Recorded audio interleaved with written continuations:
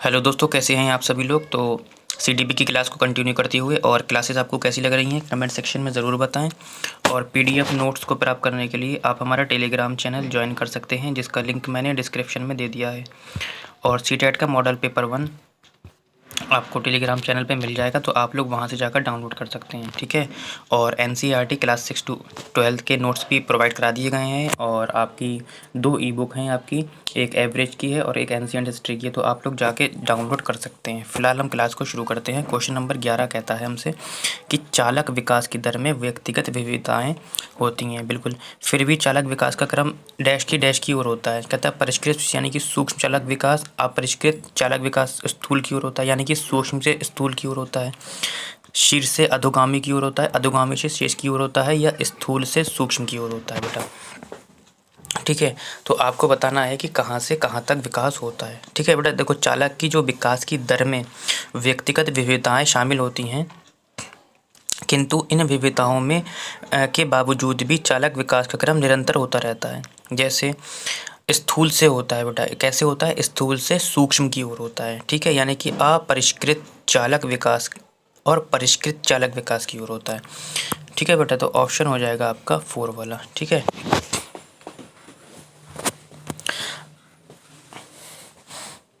अगर सिफेलोकॉडल की बात करता है तो बेटा हम ये वाला लगा देते हैं, शीर्षगामी से, यानी कि शीर्ष से पैर की ओर होता है, ठीक है बेटा। फिलहाल जो उत्तर होगा आपका, जो उत्तर होगा वो 4 होगा। कौन सा होगा? 4 होगा। क्वेश्चन नंबर दूसरा 12वां कहता है कि वे अवधि जो वयस्कता के संक्रमण की पहल करती है उसे क्या कहते हैं। कहते हैं बाल्यावस्था की समाप्ति, मध्य बाल्यावस्था, किशोरावस्था या पूर्व क्रियात्मक अवधि, ठीक है। तो 12 का आप लोग आंसर दीजिए। देखिए बेटा, किशोरावस्था की अवधि जो होती है, जो किशोरावस्था की अवधि होती है, वयस्कता का संक्रमण काल होती है। किशोरावस्था, बाल्यावस्था, वयस्कता की अवस्था के बीच की अवस्था होती है। ये अवस्था बेटा 13 वर्ष से प्रारंभ होकर कहाँ तक चलती है? 21 वर्ष तक चलती है, ठीक है बेटा। तो ये जो संक्रमण का काल होता है आपका कौन सा होता है? किशोरावस्था होता है। क्वेश्चन नंबर 13 कहता है कि एक प्रारंभिक कक्ष में एक बालक बालिका अपने साथ जो अनुभव लाते हैं उन्हें शामिल कर उनका संचय करना चाहिए। बिल्कुल बेटा, ऐसा करना चाहिए। उन्हें अस्वीकार नहीं करना चाहिए बेटा, जो भी अपना नॉलेज लाते हैं उन्हें अस्वीकार नहीं करना चाहिए, उनकी उपेक्षा नहीं करना चाहिए और ध्यान नहीं देना चाहिए। एक तो ऐसे कट गया, ठीक है बेटा, और आप अपने आंसर तक पहुँच चुके हैं।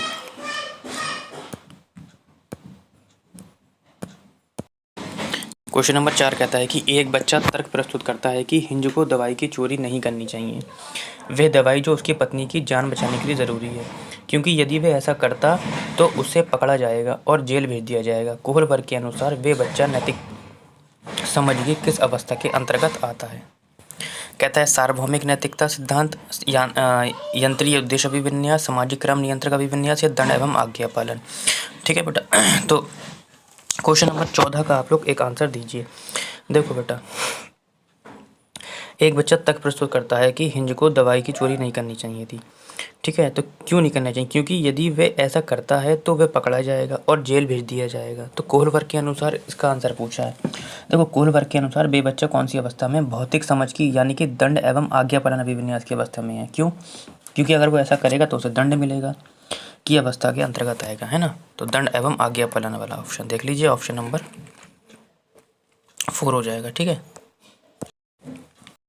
क्वेश्चन नंबर 15 कहता है कि जो बच्चे स्वयं से मौखिक संवाद करते हैं उन्हें लेव वाइगोस्की के अनुसार क्या कहते हैं। तो बेटा उन्हें लेव वाइगोस्की के अनुसार प्राइवेट स्पीच, यानी कि व्यक्तिगत वार्ता बोलती हैं या व्यक्तिगत वाक्य बोलते हैं, ठीक है बेटा। ऑप्शन नंबर क्या हो जाएगा? 3 हो जाएगा, ठीक है। ये वाला शब्द आपका किसका है? ये वाला जो शब्द है आपका, ये प्याजे का है आपका।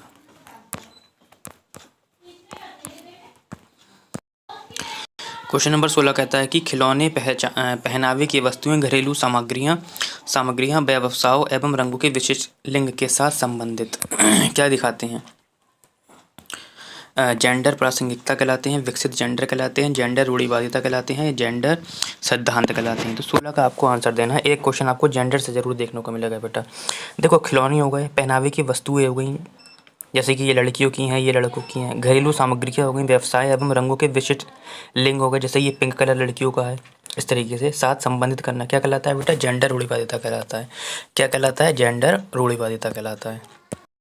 क्वेश्चन नंबर 17 कहता है कि एक शिक्षक को चाहिए कि उसे शिक्षक को क्या चाहिए ये बताना है आपको। कहता है ये संप्रेषित करे कि वे कक्ष में सभी संस्कृतियों का सम्मान करता है व महत्व देता है। बिल्कुल हो सकता है आपका ऑप्शन नीचे भी देखेंगे कि वे विद्यार्थियों के बीच तुलना अधिकतम करे। बेटा बच्चों के बीच तुलना नहीं करनी है, ठीक है, ना ही बच्चों को ग्रुप में बांटना है। वे विशेष संस्कृति समुदाय के बच्चों को बढ़ावा दे, केवल विशेष संस्कृति को बढ़ावा देगा, जो नीचे तबके से आ रहे हैं उनको नहीं देखेगा, ये भी नहीं होगा आपका।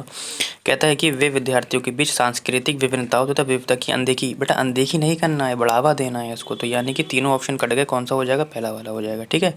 आगे बढ़ते हैं। क्वेश्चन नंबर 18 कहता है कि निम्नलिखित संरचनाओं में से शिक्षा का अधिकार अधिनियम 2009 किसकी वकालत करता है। मुख्यधारा शिक्षा की, एकीकृत शिक्षा की, समावेशी शिक्षण की या पृथक्करण की। तो बेटा किसकी करता है, ये आपको सभी को पता होगा। किसकी करता है बेटा, समावेशी शिक्षा की करता है। समावेशी शिक्षा यानी कि सभी को समान शिक्षा देना। शिक्षा का अधिकार अधिनियम 2009 समावेशी शिक्षण पर बल देता है। वर्ष 2009 में बच्चों के लिए निःशुल्क एवं अनिवार्य शिक्षा का अधिकार अधिनियम 2009 पारित किया गया था।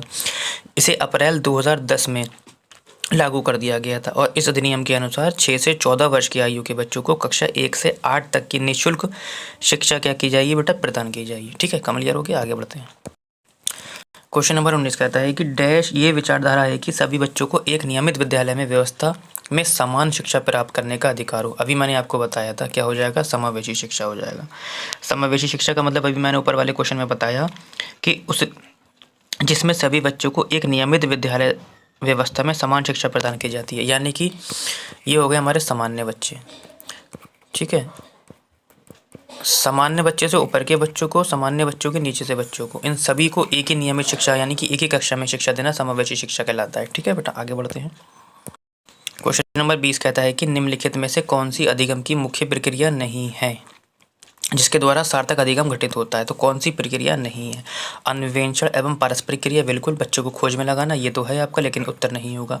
पुनरावृत्ति एवं अभ्यास, बिल्कुल बच्चों को पुनरावृत्ति कराना चाहिए, उत्तर ठीक है, लेकिन उत्तर नहीं होगा। कंठस्थीकरण और स्मरण, बेटा ये उत्तर होगा आपका। क्यों, क्योंकि मैंने बताया था रट्टा मारना अगर आ जाए तो सीटेट में वो ऑप्शन गलत हो जाता है। निर्देश एवं संचालन, ये भी आपका ऑप्शन ठीक है, लेकिन उत्तर नहीं होगा। ऑप्शन नंबर आपका हो जाएगा तीसरा वाला, ठीक है बेटा। तो क्लास आपको कैसी लगी कमेंट सेक्शन में ज़रूर बताएं।